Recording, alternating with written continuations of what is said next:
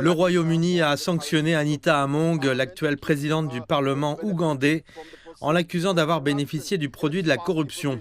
C'est la première fois qu'il impose des sanctions anticorruption à des personnalités ougandaises. Ont également été sanctionnés l'ancienne ministre Goretti Kitutu et son adjointe Agnès Nandutu, toutes deux accusées de corruption et devant être jugées. Deux fonctionnaires de la région de Karamoja, dans le nord-est du pays, font partie de la vingtaine de hauts fonctionnaires qui ont été impliqués dans le scandale l'année dernière, bien qu'ils soient les seuls à être actuellement inculpés. Les ministres ont rejeté les allégations. Les trois femmes politiques feront l'objet d'une interdiction de voyage et d'un gel de leurs avoirs. L'année dernière, le Parlement ougandais a été secoué par le scandale concernant le sort de plus de 14 000 plaques de fer destinées à la région pauvre de Karamoja. Les sanctions britanniques ont été rejetées par certains législateurs ougandais, comme Asuman Basalirwa, l'avocat de la présidente du Parlement.